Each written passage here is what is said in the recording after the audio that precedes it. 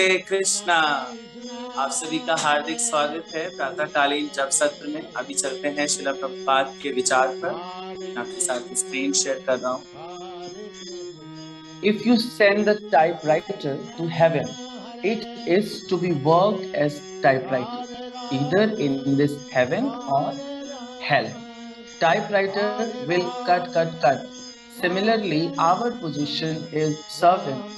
If you don't become servant of Krishna, then you become servant of your wife, your children, your relative, your country, your nation, your dog. London, जुलाई 23, 1973।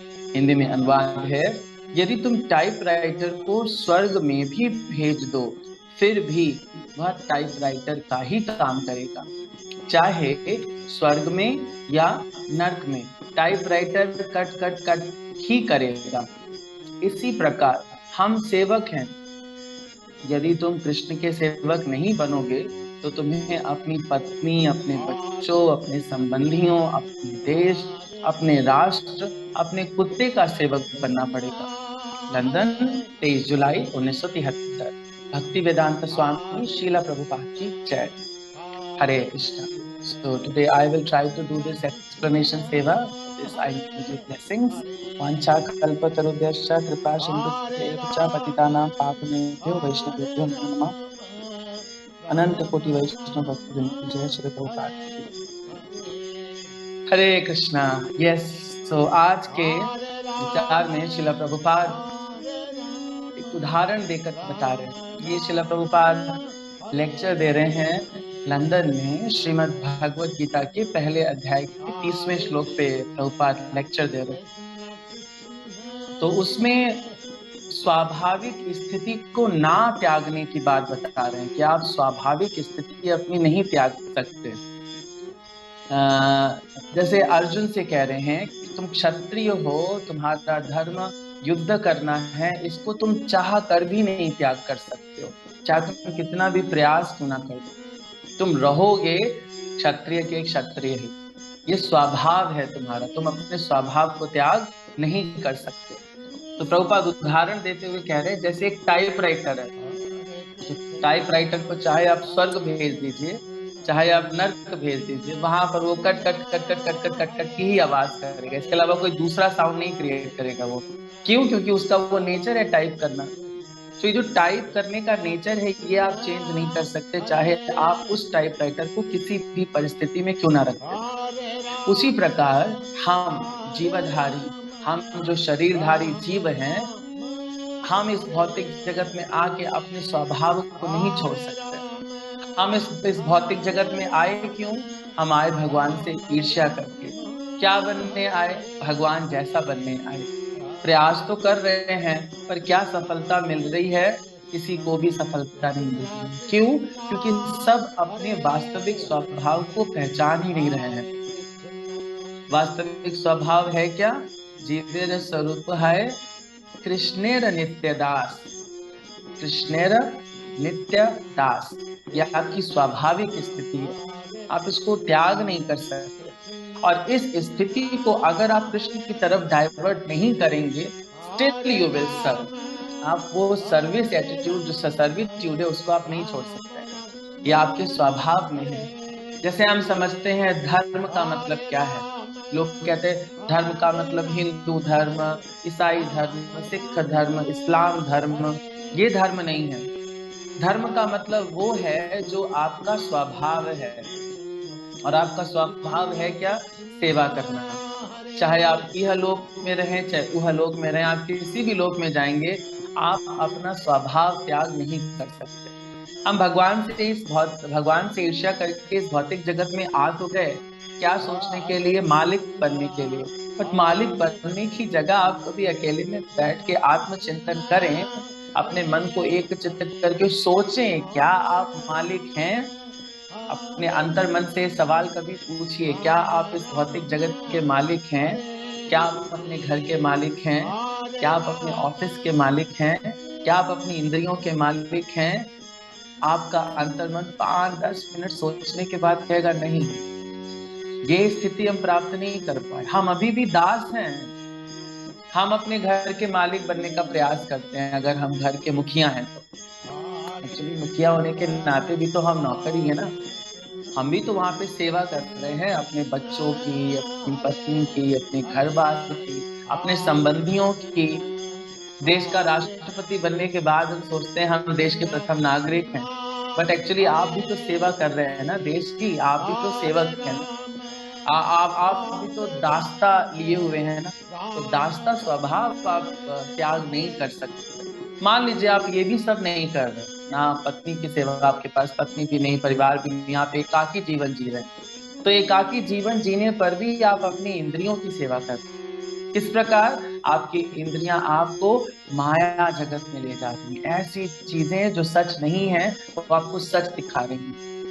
स्त्री का सौंदर्य जो मल मूत्र पस की वजह से बना हुआ है, उसके प्रति आप आकृष्ट हो जा रहे हो, अपनी इंद्रियों को तुष्ट कर रहे हैं। तो क्या कर रहे हैं आप? अपनी इंद्रियों की इच्छा पूरी कर रहे हैं, दैट मीन्स आप इंद्रियों के गुलाम हुए। इसको गोदास कहते हैं। गोस्वामी का उल्टा गोदास। आप अपनी इंद्रियों के दास हैं। और ये सब भी अगर नहीं कर रहे हैं, आपके घर में रिलेटिव भी नहीं है, आप ये सब भी नहीं, तब आप क्या कर रहे हैं? घर में कुत्ता पाल रहे हैं, कुत्ते की सेवा कर रहे हैं। उसके पीछे एक प्लास्टिक बैग लेकर और एक स्वाइपर लेकर आप पीछे पीछे घूम रहे हैं, और बार बार क्या कर रहे हैं? जहां जहां पॉटी कर रहा है वहां वहां पॉटी कर रहे हैं। तो आप सेवा कर रहे हैं उसकी। तो सेवा का एटीट्यूड आप नहीं बदल सकते, आप चाहे कितना भी प्रयास करें। यहाँ पर हर कोई राजा बनने आता है, बट है हर कोई रंग का। हर कोई यहाँ पे भिखारी है। भीख किस चीज की मांग रहे हैं? प्रेम की। एक दूसरे से प्रेम की भीख मांग रहे हैं। तो जब आप एक भिखारी दूसरे भिखारी से भीख मांगेगा तो ऑब्वियसली परेशान ही रहेगा ना। इस भौतिक जगत में हर कोई क्या कर रहा है? मुझे प्रेम दे दो, मुझे रिस्पेक्ट दे दो, मुझे स्वामित्व दे दो। हर कोई भीख मांग रहा है। और ये नहीं समझ रहे हम जिनसे भीख मांग रहे हैं वो खुद भिखारी है। आप जरा रोड पे इमेजिन करिए, एक भिखारी है, उसके पास 20 रुपए है, और दूसरा भिखारी उसके पास आया और बोल रहा भीख मुझे भी दे दो। तो भिखारी भिखारी को क्या देगा? दोनों ही भीख मांगने वाले हैं। तो इस भौतिक जगत में जितने भी देहधारी जीव है, सब भीख मांग रहे हैं। प्रेम की, सम्मान की, स्वामित्व की। कोई नहीं दे सकता क्योंकि किसी के पास है ही नहीं, है ना। दे तो वही सकता भाई जिसके पास है, जिसके पास है नहीं वो आपको क्या देगा? भिखारी भिखारी के कपड़े छीन भी लेगा तो क्या मतलब हुआ? कोई मतलब नहीं हुआ। वैसा ही है।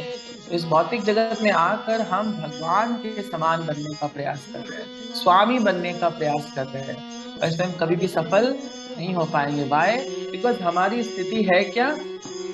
जीवेर स्वरूप है कृष्णेर नित्य दास, भगवान के नित्य दास। और इस नित्य दासता से जब भी हम दूर जाएंगे, जैसे ही मान लीजिए भगवान ऐसे और हम ऐसे हैं, तभी हम सुखी रह पाएंगे। जहां हम ऐसे हुए, बस स्थिति गड़बड़ हो गई। कृष्ण भूलिया जीव भोग वांछा करी, पाशाते माया झपटिया धरी। जैसे आप कृष्ण को भूल जाते हैं, माया तुरंत से आपको झपट लेती है। जैसे आप समझ सकते हैं, मान लीजिए एक हिरन का बच्चा है, वो अपनी माँ के सानिध्य में जब तक है तब तक सुरक्षित है। जैसे ही अपनी माँ को भूलेगा और टर्न होएगा, अपनी माँ से दूर जाएगा, तुरंत शेर उसको झपट के खा लेगा। बिल्कुल वैसे ही है। हम उस माँ के बच्चे के समान हैं जो एक्चुअली अपनी माँ को भूल गए हैं। माँ को भूले वैसे ही पाशाते माया झपटिया धरी, माया ने हमको झपट के धर लिया, है ना। और क्या हो रहा है?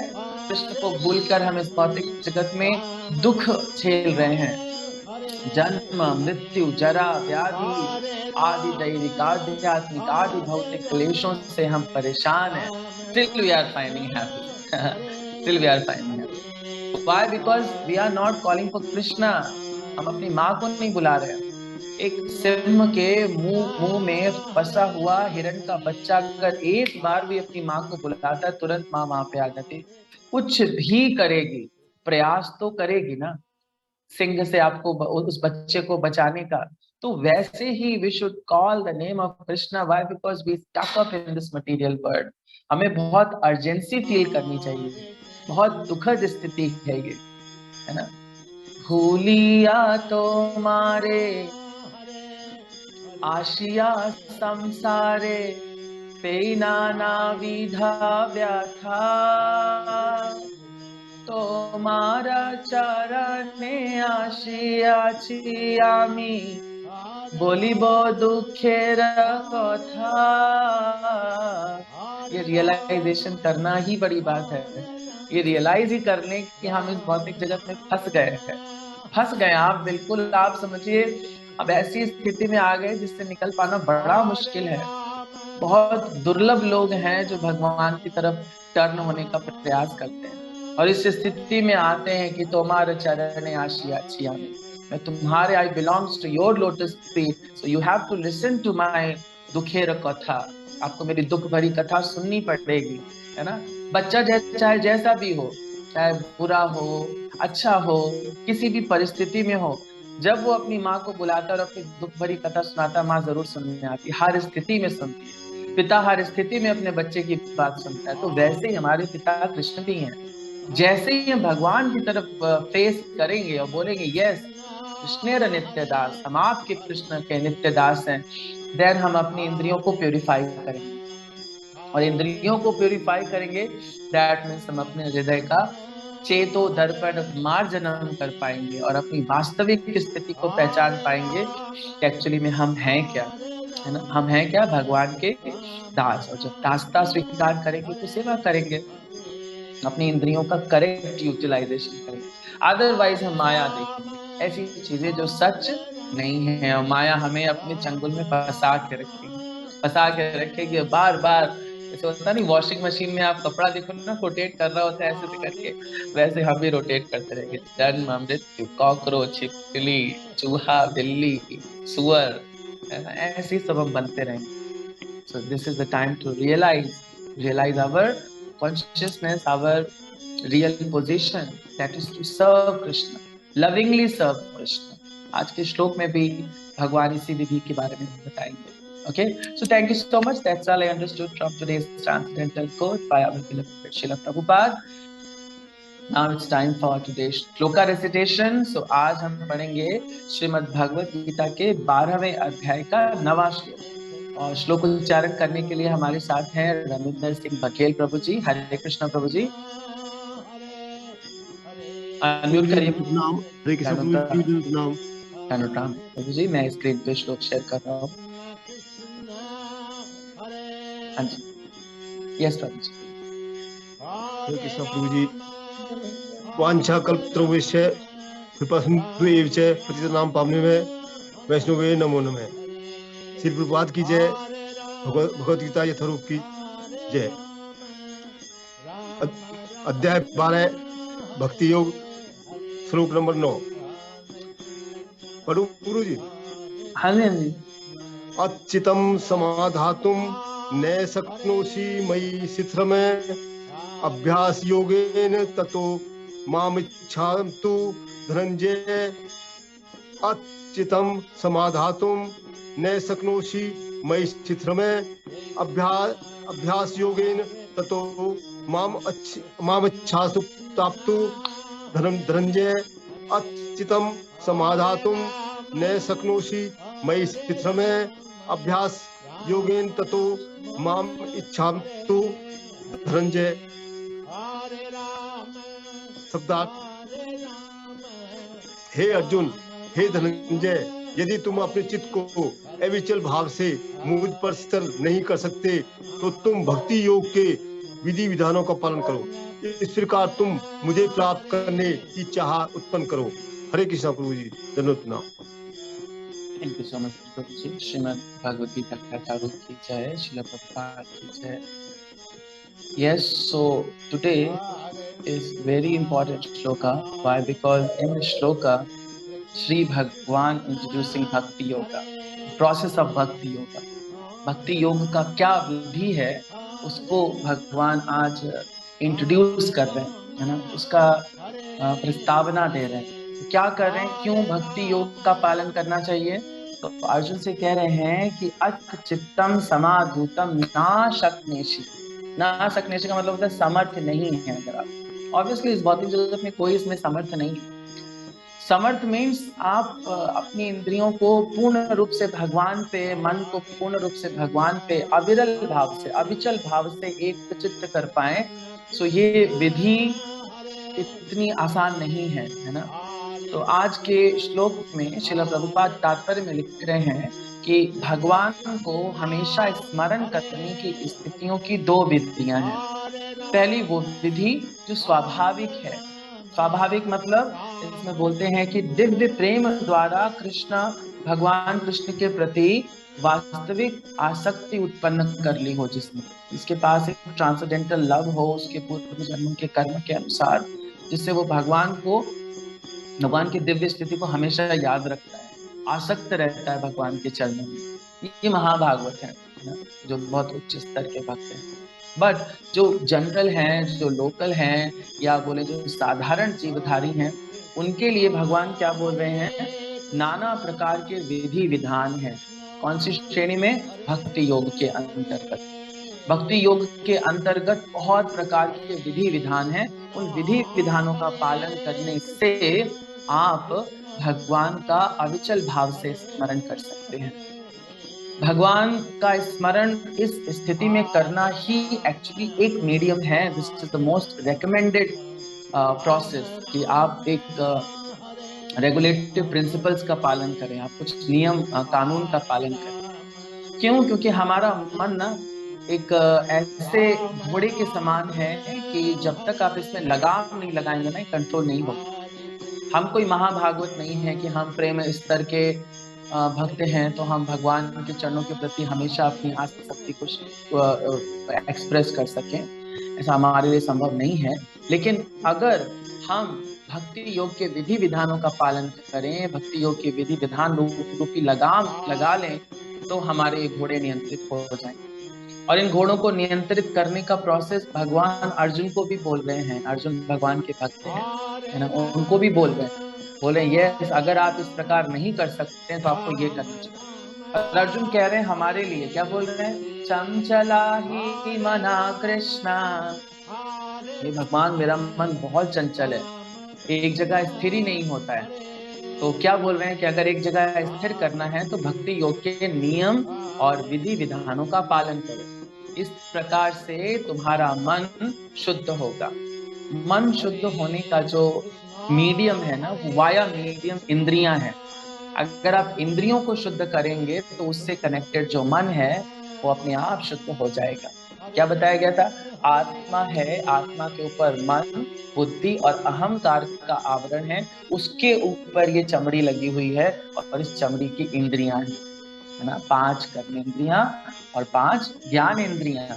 सो इन इंद्रियों से जब हम विधि विधानों का पालन करेंगे तो एक्चुअली में हम इन इंद्रियों का शुद्धिकरण करेंगे। इन इंद्रियों का शुद्धिकरण करेंगे जब हम अपनी जिह्वा से भगवान का भजन गाएं। जैसे संगीता माता जी गाती हैं भजन, एकादशी के दिन आना हमको लेने, है ना, तुम राम बन के नहीं, तुम कृष्ण बन के आना, तुम और कुछ मत बन के आना, कृष्ण बन। दिस इज प्योरिफिकेशन, शुद्धिकरण हो रहा है जिह्वा का। जिह्वा रूपी इंद्री शुद्ध हो रही है। माता जी भगवान की आरती कर रही हैं, हाथ रूपी इंद्री शुद्ध हो रही है, नेत्र रूपी इंद्री शुद्ध हो रही है भगवान का दर्शन करके। वही यहाँ पे बोला जा रहा है, भक्ति योग इंद्रियों का परिष्कार यानी संस्कार है। संस्कार का मतलब होता है शुद्धिकरण। जब भी कोई संस्कार होता है इसका मतलब उसका शुद्धिकरण हो रहा है। लिखा है संसार में इस समय सब सारी इंद्रियां अशुद्ध हैं, क्योंकि वो सब क्या कर रही हैं? इंद्र तृप्ति, सब स्वयं की भोग, मतलब स्वयं की इंद्रियों को तुष्ट करने की बात कर रही। हम गोस्वामी नहीं हैं। तो जो पहली विधि है जिसमें भगवान का साक्षात्कार हो जाता है प्रेमांजन चुरित भक्ति विलोचनेना की वजह से, दैट इज गोस्वामी स्तर। बट हम क्या है? गोदास। हम अपनी इंद्रियों के दास हैं।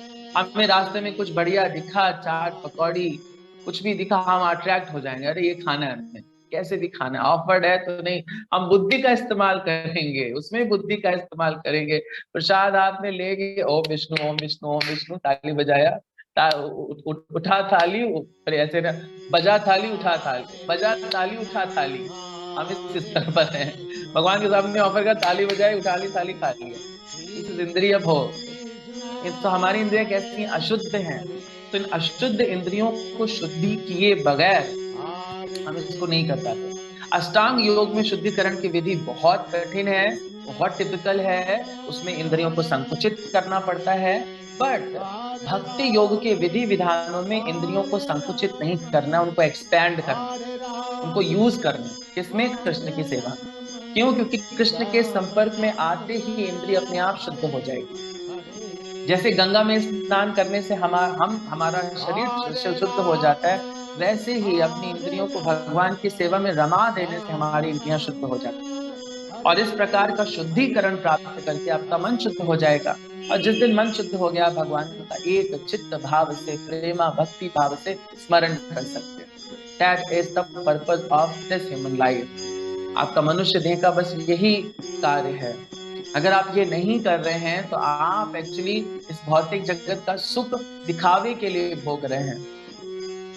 मनुष्य जन्म पाइया, राधा कृष्ण ना भजिया, जानिया सोनिया विष खाइनु, जानिया सोनिया विष खाइनु।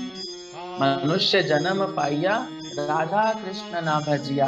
भजिया में अपने इंद्रियों को भगवान के भजन में नहीं लगाया, जानबूझकर विष खा लिया। विष खाना मतलब मृत्यु। मृत्यु के बस यहाँ पे गारंटी और मृत्यु के बाद आपको फिर से जाएंगे, पुनरअपि मरणम पुनरअपि जननम, घूमते रहिए साइकिल, जब तक आप चाहें तब तक। तो वही यहाँ पे कह रहे हैं कि इस भौतिक जगत में, श्रील प्रभुपाद कह रहे हैं, इस भौतिक जगत में भी हम अपनी इंद्रियों को सेवा भाव में कनेक्ट जरूर करते हैं, बट वहां प्रेम नहीं होता, वहां प्रेम नहीं है। आप अगर किसी बॉस के अंतर्गत काम कर रहे हैं तो ऑब्वियसली आपका वो प्रेम थोड़ी ना है। आप उनसे उनका काम कर रहे हैं, बदले में वो पैसा दे रहे हैं, तो ये प्रेम नहीं हुआ।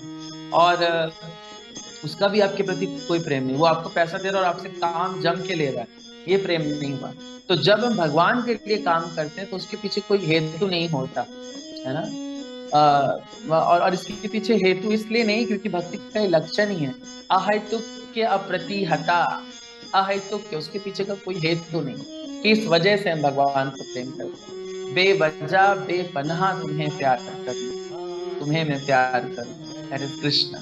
ये सिर्फ कृष्ण के साथ आप कर सकते हैं। भौतिक जगत में आप किसी के साथ इस प्रकार का प्रेम संबंध कभी भी चाह कर भी नहीं बना सकते। एक पति पत्नी, एक माता पिता, एक माँ बेटे के बीच में भी इस प्रकार का संबंध कभी नहीं। सबके पीछे कुछ ना कुछ हेतु छुपा हुआ है, सब कुछ ना कुछ हेतु करते हैं, है ना। सबके पीछे कारण है कि मैं आपके साथ ये करूंगा तो बदले में आप ये करो। मैं किसी को आई लव यू बोलूंगा तो हम वेट करते हैं कभी वो आई लव यू टू बोलेगा, मुझे नहीं बोलेगा तो नाराज हो जाएंगे। This is not prem. Prem is you are not expecting anything in reciprocation. आप रिटर्न में कुछ नहीं चाहते, आप जस्ट करते हैं। Why? Because he is the object of love. भगवान ही वो ऑब्जेक्ट ऑफ लव है, उनके सिवा किसी से प्रेम कर ही नहीं सकते। वही बता रहे हैं कि हमारे हृदय में जो कृष्ण प्रेम है वो है जरूर, लेकिन किस अवस्था में? सुसुप्त अवस्था, सोया हुआ है। उसको जगाने के लिए क्या करना पड़ेगा? काम करना पड़ेगा अपनी इंद्रियों से, विधि विधानों का पालन करना पड़ेगा। किसी श्रेष्ठ गुरु के सानिध्य में रहकर उसके द्वारा दिए गए नियम कानूनों का पालन करने से इंद्रियां शुद्ध होंगी। और हमारी जो कृष्ण प्रेम का जो सुप्त अवस्था है वो जागृत अवस्था को प्राप्त करेगा। और जिस दिन जागृत अवस्था को प्राप्त करेगा हम भगवान का नित्य चित्त भजन कर पाएंगे, है ना। हमारे लिए ये भौतिक सुविधाओं की उपलब्धता और अनुपलब्धता का कोई क्या बोलते मोल ही नहीं रह जाएगा, है ना। उसके लिए कोई मोल नहीं रह जाएगा। और आप अगर देखें तो इस स्थिति को बहुत सारे साधुगण प्राप्त किए हैं, है ना। साधुगण प्राप्त करके क्या बोलते हैं? उसके पास जाना है, न हाथी है न घोड़ा है, वहां पैदल ही जाना है ना। और बोलते हैं कि हमें कुछ नहीं चाहिए, इस भौतिक जगत से रिलेटेड हमें कुछ भी रिक्वायरमेंट है नहीं। सो ये एक इम्पोर्टेंट बात है, ये हमें रियलाइज करनी चाहिए। और आगे श्रील प्रभुपाद लिखते हैं तात्पर्य में कि भक्ति विधि विधानों का किसी आचार्य से हमें पालन करना चाहिए। कैसे? तद विधि प्रणिपाते न तद विधि, विधि मतलब भक्ति योग, भक्ति योग का विधि विधान का पालन करते हुए प्रणिपात करना है, परिप्रश्न करना है, गुरु महाराज से पूछना है क्या करें, कैसे अपनी इंद्रियों को भगवान की सेवा में लगाएं। तब वो बताते हैं ये करो, तुम बुक बहुत डिस्ट्रीब्यूशन अच्छा करते हो, तुम बुक डिस्ट्रीब्यूशन करो, तुम गांव में प्रचार बहुत अच्छा करते हो, तुम गांव में प्रचार करो, तुम कुकिंग अच्छी करती हो, तुम बीपीएस की क्लास में कुकिंग करो, है ना। आप श्लोका रेसिटेशन बहुत अच्छा करते हैं, आप बीपीएस की क्लास में श्लोका रेसिटेशन टीचर बन के आइए।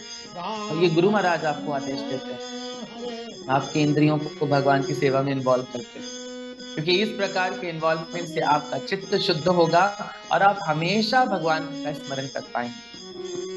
जैसे हमारे बीच में डॉक्टर अमिता गर्ग माता जी श्लोक का बहुत अच्छा रिसाइट करते हैं। हमारे भक्त प्लाजा स्कूल के माता जी श्लोका रेसिटेशन टीचर है। तो जैसे जैसे माता जी का दिवस, माता जी पूरे हफ्ते सोचते रहते होंगे बच्चों को कैसे सिखाऊं, ये श्लोका कैसे सिखाऊं, ये तात्पर्य कैसे सिखाऊं, ये टोन कैसे सिखाऊं, बिना टोन के कैसे बच्चों को अपना रेसिटेशन भेजूं। So that means you are always thinking about Krishna. So what is the result of it? Your indriyas are getting purified. आपके इंद्रिय शुद्ध हो रहे हैं। आप इस भौतिक कलमश से ऊपर के स्तर पर उठ रहे हैं, और इस ऊपर के स्तर पर उठ करके ही आप भगवान का सर्वदा स्मरण कर सकते हैं। श्रील प्रभुपाद विधि विधानों को बताते हुए क्या बता रहे हैं? विधि विधानों को जो सब आप सब कर रहे हैं, आप सब अपनी इंद्रियों को भगवान की सेवा में लगा रहे हैं। कुछ कर्म है, क्या बोलते हैं? श्रील प्रभुपाद बोलते हैं सुबह ब्रह्म मुहूर्त में जागना। सब उठ रहे हैं ब्रह्म मुहूर्त में, दैट मीन्स आप कृष्णा, आप भक्ति योग के विधि विधानों का पालन कर रहे हैं। ब्रह्म मुहूर्त में जागना, स्नान करना, सब स्नान कर रहे हैं। मंदिर जाना, प्रार्थना करना, हरे कृष्ण का कीर्तन करना, अर्चा विग्रह का सेवा करना, भगवान की सेवा करना, उनको फूल चढ़ाना, अर्चा विग्रह को भोग चढ़ाना, भोग बनाना, प्रसाद ग्रहण करना, ये जो अनेक विधि विधान है ना, इनको पालन करने से हमारी इंद्रियां शुद्ध हो रही हैं। सीनियर आचार्यों से श्रीमद् भगवत गीता और श्रीमद् भागवतम का श्रवण करना, है ना। और आगे लिखते हैं कि इस अभ्यास से कोई भी है ना, किबा विप्र किबा न्यासी शूद्र के नाय कृष्ण तत्ववेत्ता से ही गुरु है। कोई विप्र होए, कोई शूद्र होए, किसी भी जाति, चांडाल क्यों ना हो, चांडाल भी अगर ये सब विधि विधानों का पालन करे तो विधि विधानों का पालन करने से उसका भगवत धाम जाना ध्रुव है। ध्रुव मीन्स निश्चित है, इसको कोई नहीं टाल सकता है। एक स्टोरी आती है श्रील प्रभुपाद के लीलामृत में। एक चोर था, बहुत दुष्कर्म किए थे उसने, बहुत दुष्कर्म किए थे। पुलिस उसके पीछे दौड़ रही थी, पुलिस उसको पकड़ने के लिए दौड़ रही थी। ये पाश्चात्य देश की बात है। तो हमारे जो भक्तगण है ना, वो नगर संकीर्तन कर रहे थे, रोड पे कीर्तन चल रहा था, हरे कृष्णा कृष्णा कृष्णा हरे हरे, हरे राम राम राम हरे हरे। पुलिस पीछे थी, भीड़ बहुत ज्यादा थी कीर्तन में, तो भीड़ में जाके छुप गया। तो जब पुलिस हमें ढूंढ नहीं पाएगी, इन हरे कृष्णा वालों के बीच में तो पुलिस हमें नहीं ढूंढेगी। अब भैया जो भीड़ में छुप गया, तो वो जाते जाते मंदिर पहुंच गया उन्हीं भक्तगणों के साथ। जब वो मंदिर पहुंच गया तो वहां पे छुपना था उसको कुछ दिन के लिए, क्योंकि उसको क्या बोलते हैं, होता ना, अंडरग्राउंड होना था उसको। तो अंडरग्राउंड होने के लिए उसने मंदिर को चुना, क्या यहाँ छुपना सही है, ये साधुओं के बीच में पुलिस नहीं आएगी। अब जैसे मंदिर में आया, एक प्रभु जी से कहा कि मुझे रहना है कुछ दिन मंदिर में, तो प्रभु जी ने कहा ठीक है रहो। जब वो रहने लगा यहाँ पे, तो भैया उसको सुबह 3:30 बजे जगा दिया गया। पास वाला जो डिवोटी, उसने उंगली कर, जागो जागो जागो, मंगला आरती का समय हो रहा है। उसको जाग सुबह नहला दिया ठंडे पानी से, ताकि गीजर से नहीं नहाते हम लोग, ठंडे पानी से नहाते हैं। पाश्चात्य देश में ठंड बढ़ती भी बहुत है, बोले ठंडे पानी से नहाओ। ठंडे पानी से नहला दिया उसको, धोती कुर्ता पहना के, तिलक तिलक लगा के खड़ा कर दिया, मंगला आरती करवा दी उसको, तुलसी आरती करवा दी उसको, है ना। और फिर भैया नरसिंह आरती हुई, और डांस नहीं कर रहा था। तो एक भक्त ने कहा कि जो सामने देख रहे हो ना, जो आपको कोई फोटो दिख रहा है ना, जिसमें एक शेर जैसा व्यक्ति एक व्यक्ति की आंतें फाड़ के उसकी आंतें गले में पहने हुआ है ना, पता इस व्यक्ति ने कीर्तन में डांस करने से मना किया था, इसलिए उसके साथ ऐसा हुआ। अगर तुम नहीं करोगे तो तुम्हारे साथ यही करेंगे। अब वो डर गया, वो कीर्तन में डांस करने लगा, वो क्योंकि हिरण्यकशिपु भगवान के कीर्तन में डांस नहीं किया था, अब वो व्यक्ति डांस करने लगा। अब धीरे धीरे समय और बढ़ता गया। वो सोचो प्रसाद कब मिलेगा, प्रसाद भी नहीं मिल रहा है। अब बोले 9 बजे भागवतम क्लास होगी, भागवतम क्लास के बाद प्रसाद मिलेगा। उसको भागवतम क्लास में नींद आ रही थी, तो सोना यहाँ पे मना है, आपको भागवतम क्लास बहुत जागृत अवस्था में सुननी है। तब उसको प्रसाद मिला। प्रसाद मिलने के बाद उसने सोचा भैया 3:30 बजे उठे हैं, अब हमें सोने का। ये सब विधि विधान है भक्ति को उससे जबरदस्ती पालित किए जा रहे हैं, क्योंकि मंदिर में फंस गया है, साधु संघ में आ गया है। अब जैसे प्रसाद पा लिया, मंदिर का प्रेसिडेंट आया, बोला ये 10 भगवत गीता है, दिन भर में आपको बांट के आना, जाइए रोड पे, उसको सेवा में लगा दिया, जाइए कीर्तन में जाइए, बांट के आइए। बस ये करते करते करते करते करते पूरा विधि विधान वो कम से कम ऐसा 3 महीना पालन किया। 3 महीने बाद उसने सोचा कि चलो अब चलते हैं, तो लेकिन उसका मन नहीं हुआ, उसको आनंद आने लगा। क्यों? क्योंकि उसकी इंद्रियों का शुद्धिकरण हो गया, उसका हृदय शुद्ध हो गया। सोचिए, रेपिस्ट, क्रिमिनल नाम का व्यक्ति भी जब साधुओं के संग में गया, उसने 3 महीने भक्ति के विधि विधानों का पालन करा, उसका हृदय शुद्ध हो गया। मंदिर के अध्यक्ष के पास जाकर कहता है कि मैं क्रिमिनल हूँ, मैंने बहुत सारे रेप किए हैं, मैंने बहुत सारी हत्याएं की हैं, पुलिस मेरे पीछे है और मैं 3 महीने से मंदिर में रह रहा हूँ, मैं क्या करूं? प्रेसिडेंट ने कहा, हाँ तुम इतने दिनों से यहाँ ऐसे रह रहे हो पुलिस से छुपने के लिए। और वो कहता है कि now I surrender to Krishna, अब मैं भगवान को शरणागत होना चाहता हूँ। तो प्रेसिडेंट कहता है, before surrendering to Krishna you must surrender to police first. Police में जाके रहो, जाके पहले पुलिस को सरेंडर करो। और जब पुलिस को उसने जब कोर्ट में बताया कि उन 3 महीने के अंडरग्राउंड स्थिति में मैंने क्या किया, तो जज ने पता क्या जवाब दिया? जज ने कहा, it's a greatest punishment, you are punishing yourself more than we can punish you in jail. हम आपको जेल में इतनी सजा नहीं दे पाएंगे जितनी आपको मंदिर में मिल रही, सुबह 3:30 बजे से लेकर रात के 9 बजे तक का ये विधि विधान का पालन। क्या इसको छोड़ दो, जाने दो, इसको मंदिर ही रहने दो। और उसने फुल टाइम मंदिर ज्वाइन कर दिया। दिस इज द एग्जाम्पल कि हम कैसे किसी भी स्थिति में रहकर भी अगर अपनी इंद्रियों को भगवान की सेवा में लगाएं तो चित्त मार्जन हो जाता है, भगवान का स्मरण करने की स्थिति प्राप्त हो जाती है। दिस इज विधि नंबर 2 जो भगवान बता रहे। विधि नंबर 1 गोस्वामी के स्तर के, और हम इतने चंचल मन को रखकर उस प्रेमा भक्ति भाव को नहीं महसूस कर सकते जब तक अपनी इंद्रियों को भगवान की सेवा में ना रमाएं, इस भौतिक विधि विधानों इस भक्ति के विधि विधानों का पालन ना करें। जैसे सुबह जागना, जप करना, दिन भर शास्त्र पढ़ना, जितने लोग भी फ्री हैं, रिटायर्ड हैं, उनको रमा देना चाहिए। दिन भर भगवत गीता पढ़नी चाहिए, दिन भर शास्त्र अध्ययन करना चाहिए, भागवतम पढ़ना चाहिए। हम सगे संबंधियों से जितना भी क्लेश करेंगे, जितना भी द्वेष करेंगे ना, हम खुद जल रहे हैं। This is our realization. वो हमसे ऐसे बात नहीं करती, वो हमसे ऐसे बात नहीं करते, उनके हमारे why we are not related with them actually. हम अगर ये सब कर रहे हैं तो हम आध्यात्मिक नहीं, हम अपनी स्थिति को नहीं पहचान रहे। स्थिति तो भगवान से है ना, भगवान से स्थिति। फिर कोई क्या कह रहा है, मीराबाई जब रोड पे निकली तो उनसे कई लोगों ने कहा कि अरे आप तो रानी हैं, आप तो राणा जी की वाइफ हैं और आप ऐसे रोड पे चल रही हैं। तो बोले जो ऐसा नाम रतन धन मेरे गुरु ने दिया है कि आप मुझे किसी की परवाह नहीं, तो वैसे रहिए, है ना। करना फकीरी फिर क्या दिलगिरी, सदा मगन में रहना जी। कैसे होता, मगन रहते हैं। कथयंतश्च माम नित्यम तुष्यन्ति चरमन्ति च। मेरे भक्त कथा करते हैं, मेरा श्रवण करते हैं, अपने में ही संतुष्ट रहते हैं, आत्माराम, आत्म संतुष्ट। हमें किसी की आवश्यकता नहीं। लोग हमें आवश्यकता अगर समझते हैं कि उन्हें मेरी सेवा चाहिए, तो हाँ हम सेवा करेंगे, सेवा करेंगे। Okay, so this is the realization of Srila Prabhupada sharing with us as a Goswami and sharing his own heart with us by his transcendental purpose. Thank you so much. That's all I understood from today's transcendental purport written by our beloved Srila Prabhupada on the shloka said by Sri Bhagavan himself. Now it's time for the next shloka. So कल का श्लोका रहेगा 10वां number श्लोक। 10वां number श्लोक recite करने के लिए मैं name select कर रहा हूँ, कविता पांडे माता जी का। ओके माता जी, यस ओके। सो कल का श्लोका करेंगे कविता पांडे माता जी, एंड कल का जप करेंगे हमारे भीम दत्त तिवारी प्रभु जी। हरे कृष्णा प्रभु जी, हरे कृष्णा प्रभु जी। प्रभु जी कल का श्लोक, कल का जपा रहेगा आपका। ओके ठीक ठीक गुरु जी, हरे कृष्ण, धन्यवाद।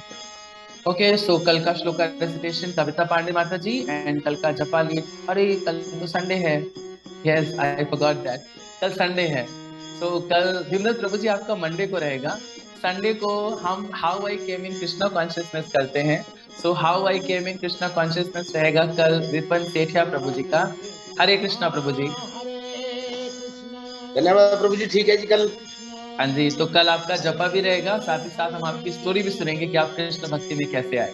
ओके, आपको और आपकी कृपा से जो पूर्ण हो रहे हैं कुछ। शिला प्रभुपाद कृपा करेंगे। कल प्रभु जी आप स्टोरी के लिए रेडी। अच्छी भी है जी। अरे आपका तो सौभाग्य, सुसौभाग्य हो गया। तो कल एकादशी भी है और कल का जपा भी प्रभु जी करेंगे। तो कल का जपा मैं आपको इन्फॉर्म कर रहा हूँ 4:30 बजे से स्टार्ट हो जाएगा। ठीक है प्रभु जी, 1.5 घंटे का जपा रहेगा। 1.5 घंटे के जपा के बाद हम एक्सप्लेनेशन करेंगे भगवत गीता का 6 बजे से, और फिर 6:30 बजे से प्रभु जी how I came in Krishna consciousness करेंगे। ओके प्रभु जी, प्रणाम प्रभु जी। तो ठीक फाइनल हो गया। कल का श्लोक का रेसिटेशन करेंगे कविता पांडे माता जी, एंड कल का जपा and how I came in Krishna consciousness Vipin Prabhu ji करेंगे। कल एकादशी स्पेशल जपा 4:30 बजे से स्टार्ट हो जाएगी। Now it's time for today shloka का recitation. Shloka of the week का रिवीजन करते हैं, और shloka of the week here is on your screen. So we are reading from Srimad Bhagavad Gita as it is, chapter number 7, text number 40. मेरे पीछे पीछे दोहरा सकते हैं। देवी ह्येषा गुणमयी मम माया दुरत्यया मामेव ये प्रपद्यन्ते मायामेतान्तरन्ति ते। देवी ह्येषा गुणमयी माया दुरत्यया मामेव ये प्रपद्यन्ते मायामेतान्तरन्ति ते।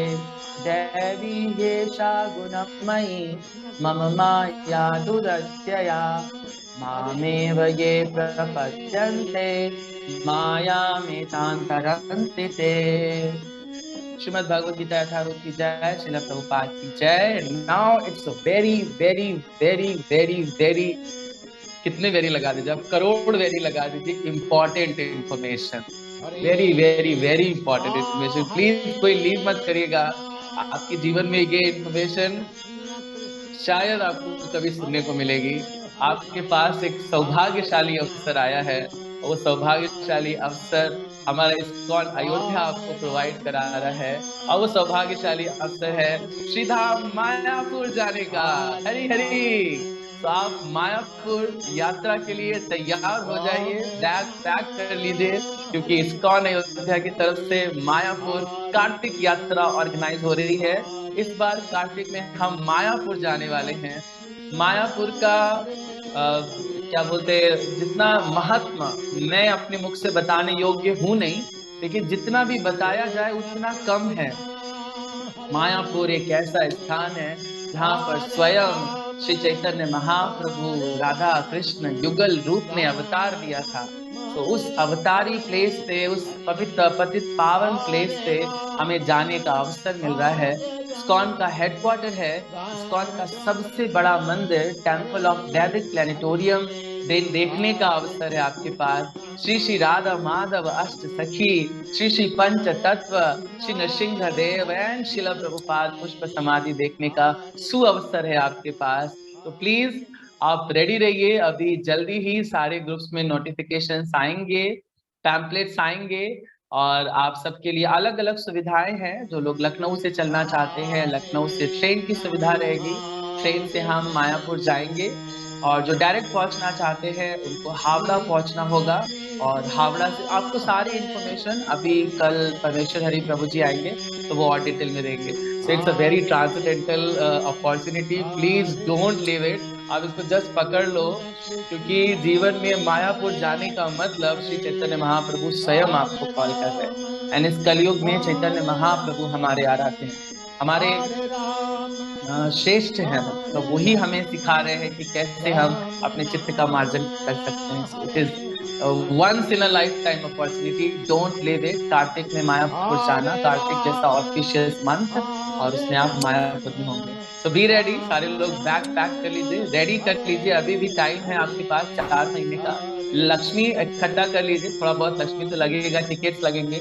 आपका कैंप लंबा है काफी, 1 हफ्ते का कैंप है। तो 1 हफ्ते के कैंप में आपके सारे एक्सपेंडिचर एक बहुत मिनिमम अमाउंट में देना। डेट भी बता दीजिए। यस, डेट अगर अभी तो फाइनलाइज नहीं हुई है, मैं आपको रफ डेट बता देता हूँ, क्योंकि अभी डेट से क्या बोलते हैं डिस्कशन चल रहा है। लेकिन 11 नवंबर ऐसा डिसाइड किया गया, 11 नवंबर से 16 नवंबर ये रफ डेट है। प्लीज डोंट फाइनलाइज इट, अभी फाइनलाइज नहीं है। आपको ग्रुप में जो मैसेज आएगा वो फाइनलाइज होगी। लेकिन 11 नवंबर से 16 नवंबर का कैंप हम श्रीधाम मायापुर में होंगे। So please, you all are most welcome to join ISKCON Ayodhya this Kartik Yatra camp to Shridham Mayapur, the birthplace of Sri Chaitanya Mahaprabhu. Okay, so that's all we have in today's morning Japa session. This is Vaibhav Chaitanya Das, thanking you all for participating. Hare Krishna, Srila Prabhupada ki jai.